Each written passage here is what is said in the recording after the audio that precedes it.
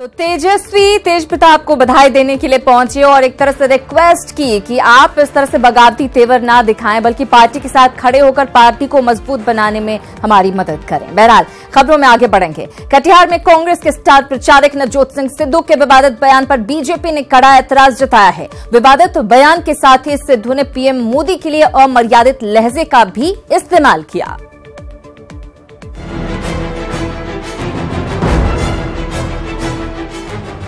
BJP में रहते हुए जो नवजोत सिंह सिद्धू अपनी शानदार भाषण शैली के लिए जाने जाते थे, वही सिद्धू अब अपने विवादित बयानों के लिए सुर्खियों में बने रहते हैं। कटिहार में कांग्रेस प्रत्याशी तारिक अनवर के पक्ष में प्रचार करने गए सिद्धू ने मुसलमानों को एकजुट होकर कांग्रेस प्रत्याशी को जिताने की अपील की।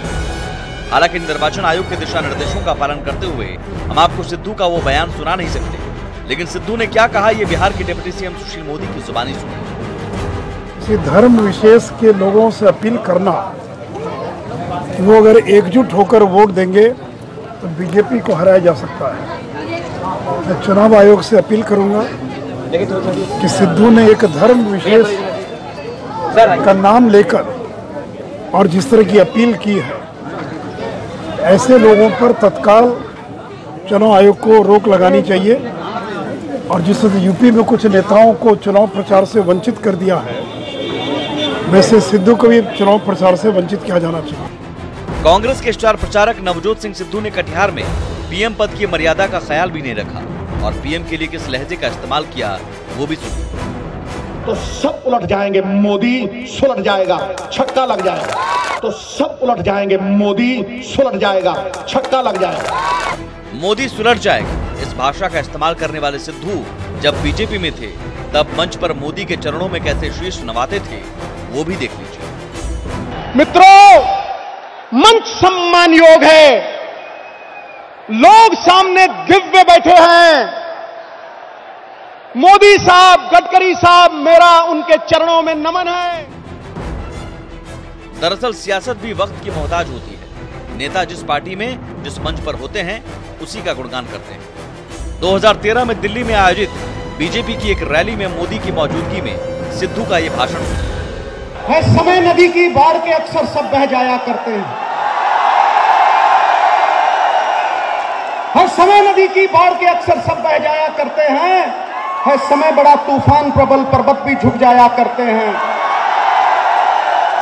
अक्सर दुनिया के लोग समय में चक्कर खाया करते हैं, पर कुछ नरेंद्र मोदी जैसे भी होते हैं जो इतिहास बनाया करते हैं, तो पार्टी बदलते ही नेताओं की जुबान कैसे बदल जाती है, ये सिद्धू के इन बयानों से पता चलता है। बहरहाल सिद्धू ने जिस तरह से धर्म के नाम पर वोट को पोलराइज करने की कोशिश की है, उससे चुनाव आयोग उनके ऊपर कार्रवाई कर सकता है। कटिहार से सुब्रत, न्यूज़ 18।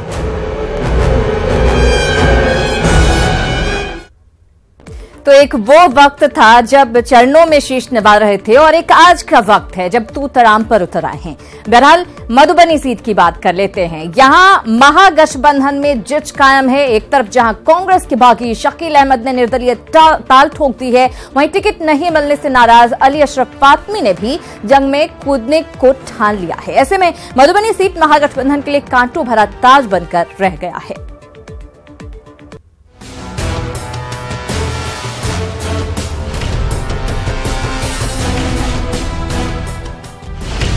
मधुबनी में महागठबंधन में महापेच, बागी शकील ने ठोकी निर्दलीय ताल। फातमी भी मधुबनी से ही आजमाएंगे भाग्य। मधुबनी में क्या होगा महागठबंधन का? बिहार महागठबंधन में मधुबनी सीट को लेकर घमासान मचा हुआ है। यूं तो ये सीट वीआईपी के खाते में गई है, लेकिन महागठबंधन में जीत अब भी बरकरार है। कांग्रेस से इस्तीफा देकर पार्टी के सीनियर लीडर शकील अहमद ने यहां से निर्दलीय ताल ठोक दिया है। वहीं आरजेडी के बागी नेता अली अशरफ फातमी ने भी पार्टी के सभी पदों से इस्तीफा देकर मधुबनी से ही दो हाथ करने को तैयार है। ऐसे में मधुबनी में महागठबंधन की राह मुश्किल नजर आ रही है। बावजूद इसके बड़े नेता सब कुछ ठीक बताकर जीत की आस लगाए बैठे हैं। लोकतंत्र में किसी को भी अधिकार है चुनाव लड़ने का, और आप किसी को बांध के तो नहीं रख सकते हैं। कोई फ्रेंडली फाइट नहीं है। अगर पार्टी के खिलाफ अगर कोई जाकर के चुनाव लड़ेगा तो पार्टी जो है कार्रवाई करेगी। मुझे नहीं लगता कि ऐसा कोई काम शकील अहमद जी करें। नहीं, नॉमिनेशन करके लोग नॉमिनेशन विड्रॉ भी तो करते हैं। आप लोगों के सामने ऐलान करता हूं कि पार्टी के पार्लियामेंट्री बोर्ड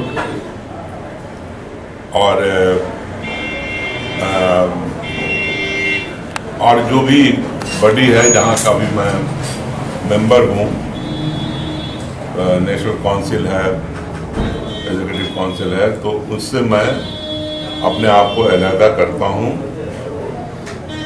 और 18 तारीख तक इंतजार करूंगा कि पार्टी मेरे लिए कुछ विचार करे।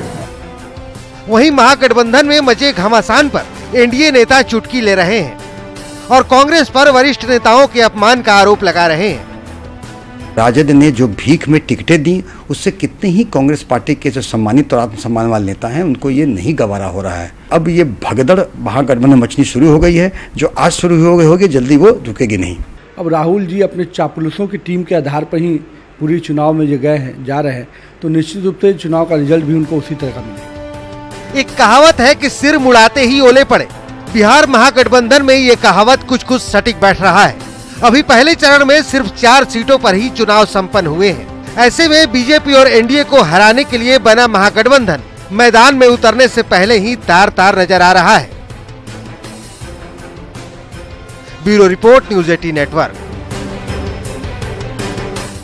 तो मधुबनी में महागठबंधन की हालत पतली हो रखी है। देखना होगा आगे इस लड़ाई को किस तरह से महागठबंधन के नेता लड़ते हैं। बहरहाल सियासत में शह-ए-मात का खेल सरेआम है। कर्नाटक में मोदी टाइटल को लेकर राहुल गांधी के विवादित बयान पर पीएम मोदी ने बड़ा हमला बोला है।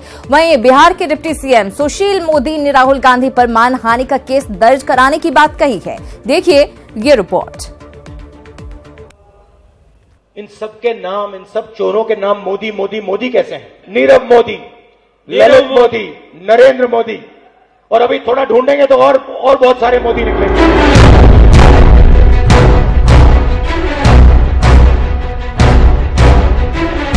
इस बार लोकसभा चुनाव में नेता अपने भाषणों में शब्दों की सारी सीमाएं तोड़ने पर आमादा है। कर्नाटक की एक चुनावी सभा में कांग्रेस अध्यक्ष राहुल गांधी ने मोदी टाइटल को लेकर विवादित बयान क्या दिया, इस पर पीएम मोदी ने राहुल गांधी को आड़े हाथों ले लिया। वहीं राहुल के बयान से आहत बिहार के डिप्टी सीएम सुशील कुमार मोदी ने उन पर मानहानि का मुकदमा दायर करने की बात कही है। सारे मोदी चोर क्यों हैं? अब यहाँ जो साहू समाज है, अगर वो गुजरात में हो तो उनको लोग मोदी कहते हैं। क्या सबके सब चोर है क्या? क्या इनको शोभा देता है क्या?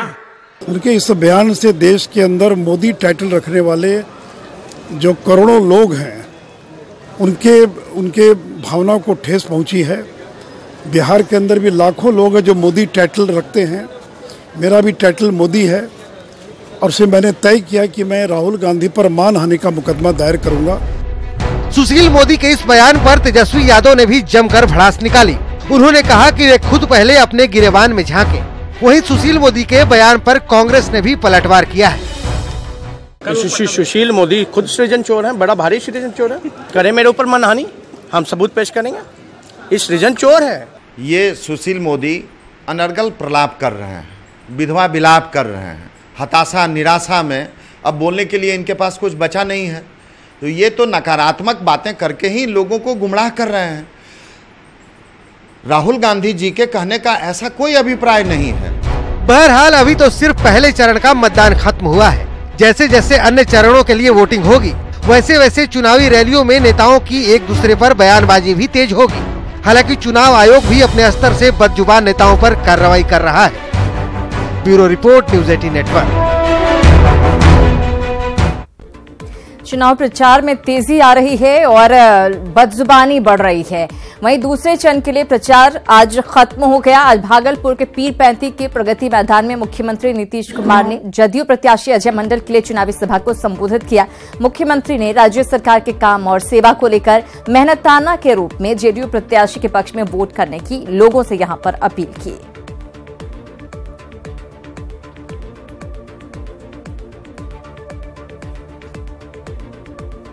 वहीं सुपौल के हाई स्कूल मैदान में नीतीश कुमार ने जनसभा को संबोधित किया। उन्होंने जेडीयू प्रत्याशी दिलेश्वर कामत के लिए यहां पर वोट मांगा। सभा में उनके साथ ऊर्जा मंत्री विजेंद्र यादव और छातापुर विधायक नीरज बबलू भी शामिल रहे। मुख्यमंत्री ने बिना नाम लिए आरजेडी पर निशाना साधा और कहा कि अब ढिबरी और लालटेन युग खत्म हो चुका है।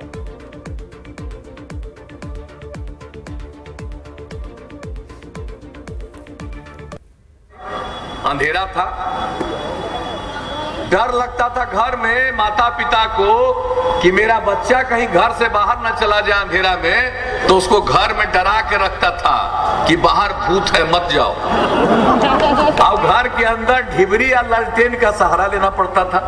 अब बताइए, हर घर बिजली का कनेक्शन हो गया, अब बल्ब जलने लगा, लालटेन की जरूरत पूरे बिहार में खत्म हो गई। ऐसा बिहार उधर वैशाली सीट से महागठबंधन के प्रत्याशी रघुवंश प्रसाद सिंह और एनडीए के प्रत्याशी वीणा देवी ने नामांकन कर दिया। रघुवंश प्रसाद सिंह ने आरजेडी के सिंबल से, जबकि वीणा देवी एलजेपी के सिंबल से पर्चा दाखिल किया। वैशाली सीट के लिए पहले दिन कुल 7 प्रत्याशियों ने नॉमिनेशन किया। मुख्य मुकाबला महागठबंधन और एनडीए में माना जा रहा है। पर्चा दाखिल करने के बाद रघुवंश प्रसाद सिंह ने कहा कि वैशाली की आवाज को देश दुनिया में बुलंद करना है। पिछली बार मोदी के नाम पर वैशाली की जनता से चूक हुई थी, इस बार जनता गलती नहीं दोहराएगी। की आवाज गुम हो गई थी, लोग धोखा खा गए। अमेरिका में ट्रंप को चुनकर धोखा खा गए, देश में मोदी के चुनकर धोखा खा गए। ये हमारा उस समय का उम्मीदवार के पक्ष में जाकर के लोग धोखा खा गए। लेकिन 5 वर्ष तक पार्लियामेंट सुना रहा, वैशाली का नाम मुझा गया, आम जनता ने महसूस किया है। लोग कहते दोबारा धोखा नहीं खाना है रे भाई, यही चुनाव का रहता। उधर दरभंगा के बरुआर गांव में तेजस्वी यादव ने चुनावी सभा को संबोधित किया और मुख्यमंत्री नीतीश कुमार पर निशाना साधा। तेजस्वी ने कहा कि शराबबंदी के बहाने नीतीश चाचा अपनी आय बढ़ाने और पार्टी फंड में पैसा जमा करने में लगे हुए हैं। बात शराबबंदी यानी नशा मुक्ति जो हुई है, ये जो शराबबंदी हुई है नशा मुक्ति के लिए नहीं की गई है। ये चाचा जो हमारे पलटू चाचा हैं, उनका आय कैसे बढ़े, उनके पार्टी में फंड कैसे जाए, उसके लिए है। अगर शराबबंदी होती तो शराब कोई नहीं मिलता पीते हुए।